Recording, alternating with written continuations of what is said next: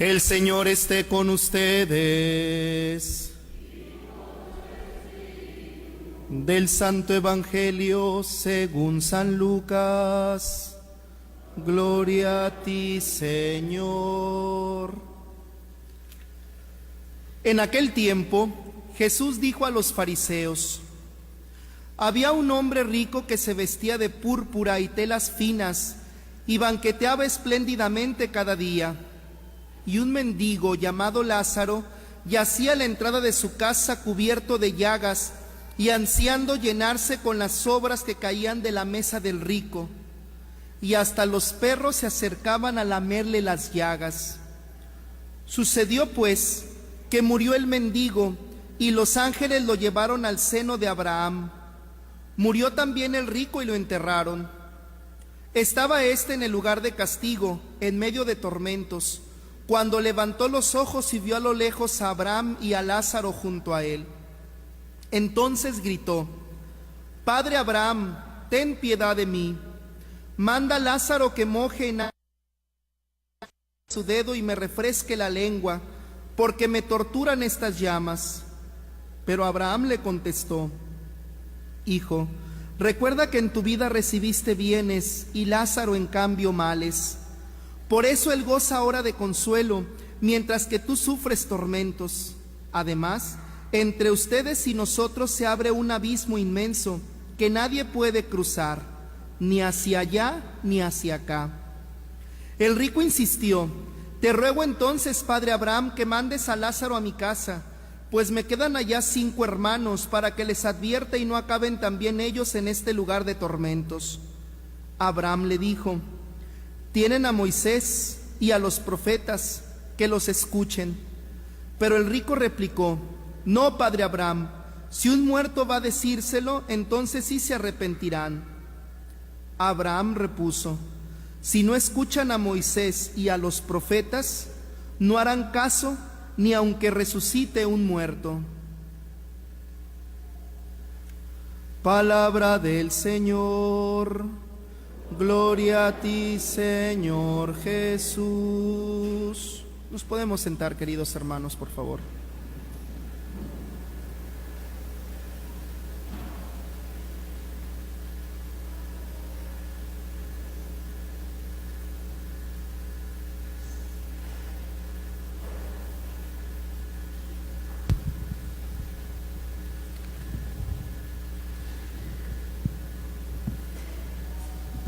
Qué bonita la palabra de Dios que hoy se nos ha dirigido. Yo me imagino que nosotros no podemos quedar indiferentes a una palabra tan rica como la del día de hoy. Yo creo que no podemos ser tan insensibles que esta palabra de Dios no mueva el corazón y las entrañas de aquel que lo escucha, de verdad. El texto del Evangelio nos presenta la descripción de una parábola muy interesante. Jesús en su tiempo criticó las estructuras económicas que reinaban en aquel tiempo y definitivamente eran unas estructuras donde promovían la situación de unas cuantas personas y acababan con la gran mayoría de la gente del pueblo. Y entonces la parábola que hemos escuchado el día de hoy no tiene nada que ver con escatología ni con las postrimerías, lo que viene después de la muerte. No es un tratado para que veamos el cielo, el infierno, el purgatorio. No, nada de eso. La parábola del día de hoy pretende desestabilizar, deconstruir, diría Jacques Derrida, todo lo que son las estructuras que oprimen al ser humano. Y para ello pone un ejemplo muy sencillo, una parábola con 2 personajes, una persona rica y un muchacho llamado Lázaro, pobre, y ellos 2 van a ser los protagonistas de nuestra historia. En el caso del rico, vemos que sería como una descripción del sistema que le tocó vivir a Jesús. Unas cuantas personas que habían mantenido muchísimas riquezas. ¿Se parecerá en algo a nuestro país? Yo creo que sí, ¿verdad?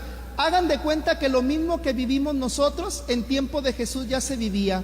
Había gente que tenía muchísimas riquezas, vivían en lugares privilegiados y se aprovechaban de la gente pobre.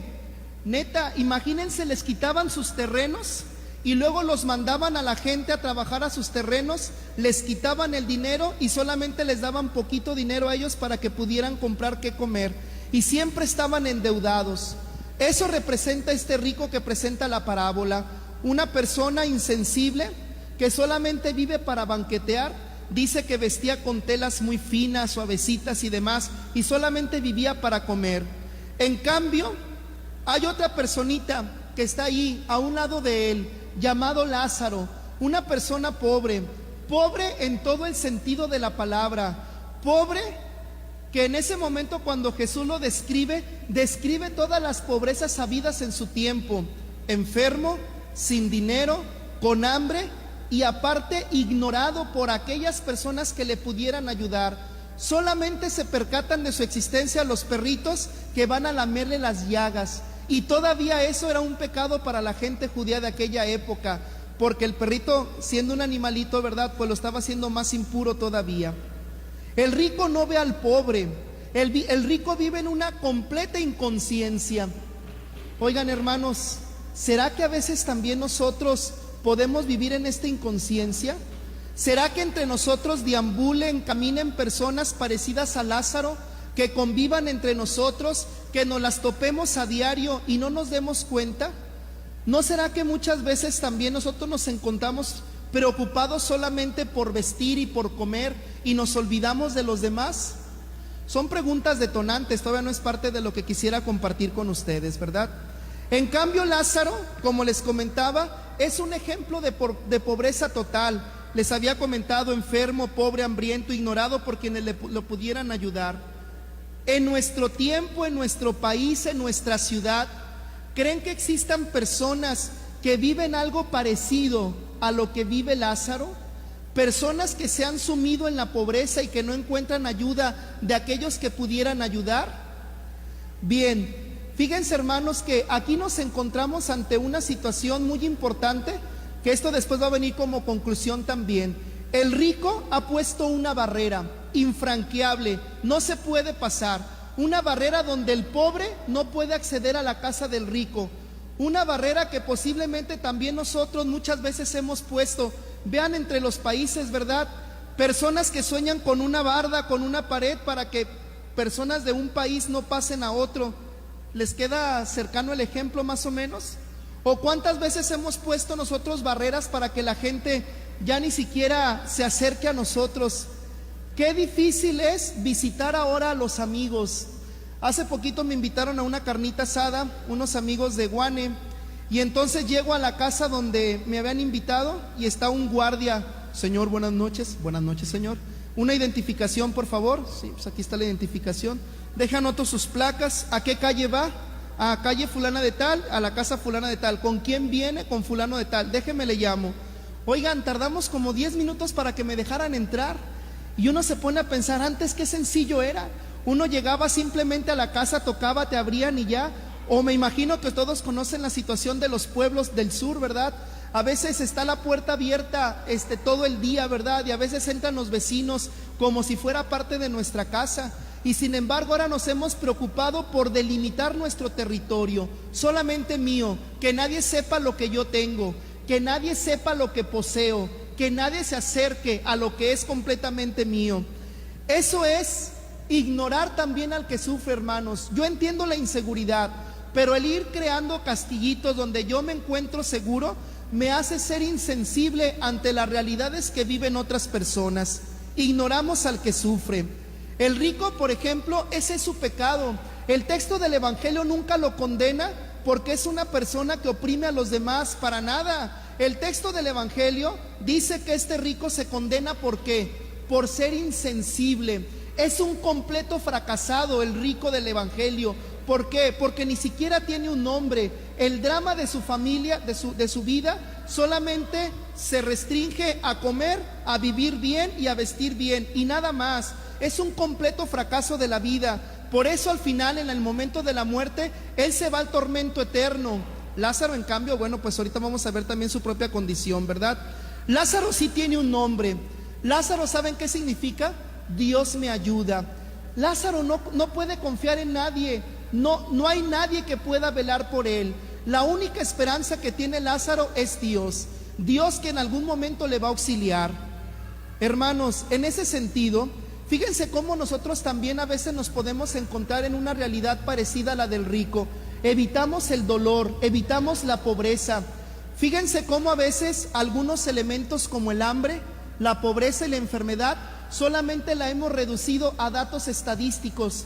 Yo les puedo preguntar a ustedes cuántos millones de pobres tiene nuestro país y lo van a saber decir con cierta certeza. Les puedo preguntar cuáles son las familias más ricas de nuestro país y lo sabemos decir con certeza. Podemos investigar, ¿verdad?, cuántas personas tenemos enfermas. Podemos hacer un censo, podemos ir a los hospitales y levantar a lo mejor alguna encuesta y sabremos a lo mejor qué porcentaje de la sociedad padece de cáncer, padece de diabetes y no sé, algunas enfermedades. Pero solamente lo dejamos así como datos estadísticos. No nos queremos acercar al que sufre. Posiblemente también hemos visto el drama de otras personas, las miserias en las que vive, pero solamente lo vemos a través de una pantalla, a través de la televisión y nada más. Ese es el único contacto que tenemos con la realidad.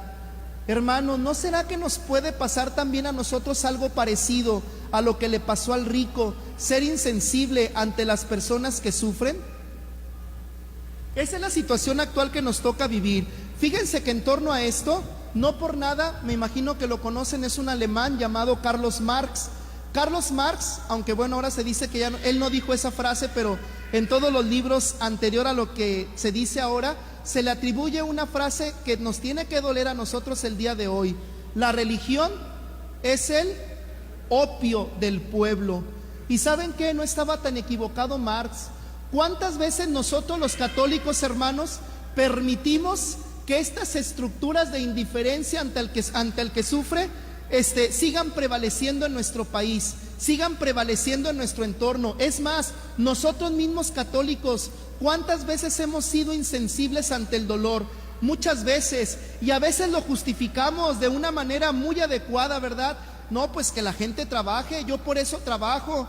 Entonces, y Cristo dice, ¿verdad?, que hay que ganarnos el pan con el sudor de nuestra frente. El libro del Génesis lo dice claramente, ¿verdad? Cuando Dios le manda a Adán que se gane el pan con el sudor de su frente.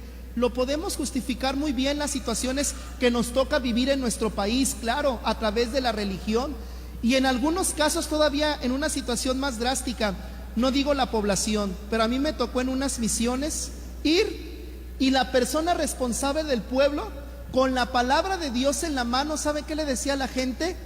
Cuando ganaban su dinero, cada semana había que darle tributo, había que darle una especie como de impuesto. Y la gente se quedaba con lo mínimo indispensable para comer, a veces ni para eso le alcanzaba. Y él vivía bastante bien, tenía una casa de material cuando ya las casitas eran de palo. ¿Y saben qué les decía esta persona a las demás gente que le tocaba gobernar? Señores, Dios les manda vivir en la pobreza. Para Dios el pobre se va al cielo. Vean el caso de Lázaro. Yo me voy a sacrificar por ustedes, yo voy a vivir bien, ¿verdad? Pero a lo mejor yo me voy a ir al infierno y ustedes que son pobres se van a ir al cielo. La religión puede ser el opio del pueblo. Marx no estaba tan equivocado en ese sentido. Hermanos, cuando nosotros permitimos conductas que favorecen las estructuras económicas que alienan al ser humano, estamos viviendo en una situación donde estamos acomodando la religión a mi propia condición. Me olvido de los demás y solamente pienso en mí mismo. Me imagino que conocen a este brasileño, Paulo Freire. Es un pedagogo muy influyente en nuestro siglo. Él tiene una pedagogía que se llama la pedagogía de la liberación. Y en esta pedagogía de la liberación, Freire dice que existen dos tipos de personas: los opresores y los oprimidos. Un paradigma, un sistema, una estructura que gobierna nuestros países. Y dice, tenemos que romper con ese paradigma, tenemos que romper con esa estructura, porque si nosotros permitimos lo que estamos viviendo, nunca vamos a salir de esa situación. El oprimido siempre sueña con llegar a ser opresor. ¿Por qué? Porque sabe la condición de oprimido, sabe que el opresor vive bien, sabe que el opresor tiene todo lo que quiere, y el oprimido solamente sueña con tener todo lo que quiere, sueña con hacer todo lo que quiere, y lo más que pretende llegar es a ser opresor, pero al llegar a ser opresor tiene que haber otra situación o otras personas que tienen que ser ahora los oprimidos. Y Freire dice, no tiene que ser así. A través de la educación tenemos que romper con este círculo vicioso, donde tenemos que buscar una pedagogía liberadora, donde humanice a las personas, donde no exista opresor y oprimido, donde no existan personas que se aprovechen de los demás. Y Freire lo dice, ¿verdad? A pesar de que no lo hace desde el punto de vista religioso, lo dice de una manera muy bonita. No tiene que haber opresores y oprimidos, somos hermanos. ¿Qué hermano quiere oprimir a otro? Nadie. Ojalá que la experiencia familiar la pudiéramos llevar también a las estructuras de nuestro país.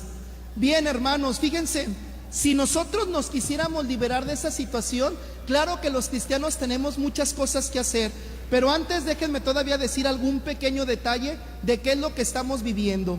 Dentro de los católicos todavía existen muchos ricos, como el caso del Evangelio, y existen muchos Lázaros. Nosotros mismos causamos divisiones. Una división muy sencilla es los que tenemos trabajo, los que no tienen trabajo. Ya estamos levantando un muro como lo levantó el rico del Evangelio. Los que tienen bienestar, ¿quién de nosotros viven de una manera bien?